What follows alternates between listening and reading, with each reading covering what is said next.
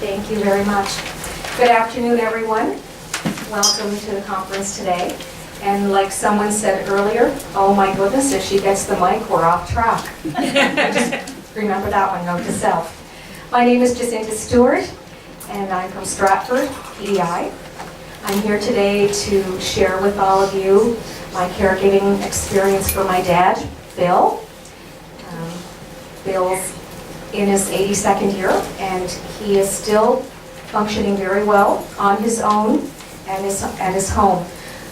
Certainly with most of us here that are caregivers, we realize the fear in that. And as a caregiver, when you're still working outside the home and your loved one is at home all alone for many hours, the numerous things that run through your mind that might happen or could happen does truly exist. So would you like me to continue on with my story or pass the mic over? Yes? Okay, thank you, Kate. We're in our third year with our journey with Alzheimer's, and we spoke a little bit this morning about stigma, and of course the whole premise of our meeting here today, or one of the reasons we're here today, to discuss stigma and how we can eliminate that. Personally, yes, I've encountered from the community, just being out with my dad, and just a little bit of insight on my dad's diagnosis. My dad has frontal lobe damage, so that affects memory, his short-term memory, but also behavioral issues arise from that. And for me, that was one of the red flags that went up a little over 3 years ago. I could see a shift in his personality and in his behavior. And for anyone that knows my dad, he's definitely was never someone that was inhibited, but now with the onset of the disease, no filter. And we all know what that means. So there were those situations that arose just being out and about, and some things that he would say that we would all understand as being inappropriate. Also, at the time that he lost the ability to drive the car, when his license and the keys from the car were taken, that was an extremely devastating and painful time in our family. My dad has exhibited extreme bouts of rage, and any memory going back to that on the day that he'd lost his license would stimulate extreme outbursts of rage. And from what I've been taught, they seem to be the hardest on those that they're closest to.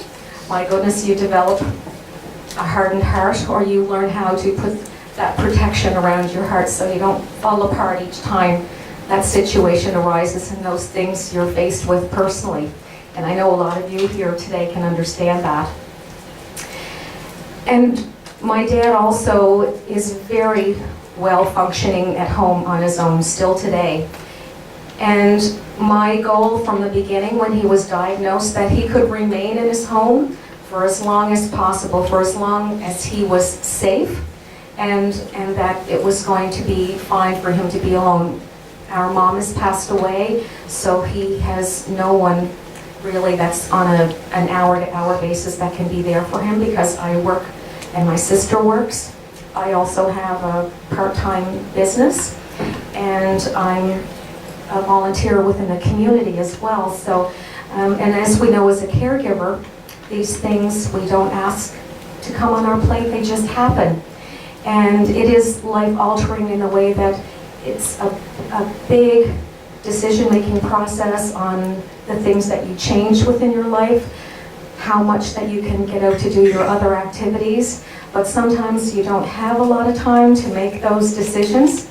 Again, situations arise, and with the short-term memory loss, I know that some people were really taken back from that. You know, it's, they get kind of disappointed and discouraged because he's repeating itself, and I heard that same story over and again. And for me, it was like, each time it was the same story, it was just like a whole fresh new story. That's the way you just looked at it. It was a fresh new story, so you just took that upon like it was the first time that you ever heard of. And again, you know, talking about siblings, and I know when my dad was diagnosed, I have one sibling, I'm the eldest. I say that I'm the littlest, that just means because I'm vertically challenged, but I am the eldest. And I just assumed that both of us would be on the same page with everything, every step of the way. But that's not the case either. And I'm sure some of you here today can relate to that. And from the beginning, I was hoping that this was going to be textbook. But as I know now, there is nothing textbook about this illness, and that's why we're all here. There is nothing textbook about how a person with Alzheimer's or dementia behaves at any given time, and these things can arise at any given time. It's been a humbling experience. It's been an emotional experience. It does take a toll on a caregiver because I do have another job and my part-time business. I'm married. I've been married for 34 years. I have a beautiful granddaughter who's 19 months old. Her name is Isabella. All these things are important in my life, just like all of you have those very important things in your life. And as a woman, but as any individual, don't we try to do it all? And I'm still trying to do it all. I loved walking. I loved my yoga when I could fit it in. I don't do that anymore. My life is pretty much go to work, and my evenings I try to spend with my dad every evening. Today it was about sourcing services, individuals, possibilities that could help me help my dad, and I'm guessing that's why most of you are here today as well. I had sourced services that I thought might be able to help my dad on a volunteer basis, and I'm hoping maybe we can still look towards that. I had called some folks within the RCW industry thinking perhaps for a certain amount of hours they could use that to work towards a credit, and those individuals could be that time when I'm not available to be with my dad. Also issues for me, nutrition, because I'm not there every day to make sure and make a meal. It is very important for me to know that my dad has proper nutrition, that he eats well every day. His days and his nights can be mixed up, so he can be awake all night till early hours in the morning and sleep all day. In one sense, that was good because I knew while I was at work, at least he was asleep, and for those periods of time, he was safe. So safety, very important concern for your loved one when they're still at home. You go to work and you try to be functional and function to 100 and whatever % that your employer says that you have to, but your mind is consumed with what's happening with your loved one. And again, I'm sure lots of you out there are understanding what I'm saying. So there's lots of ways that individuals can help a caregiver help their loved one. And again, part of me coming on the panel today was to perhaps share some of that with those folks here. It can be as easy as perhaps contacting the caregiver and just offering maybe to cook a meal for them, because I'm cooking a meal for my dad. That doesn't mean I'm cooking a meal for my husband or for me, because he's my focus. I want to make sure that he has a good meal today. So lots of things at my own home are kind of being swept under the rug. Thought about getting a housekeeper for myself because I'm not able to be at home to clean my own house. And as women, can't we identify we all have to have our house immaculate when we walk in the door, but who's there every day to see the dust bunnies?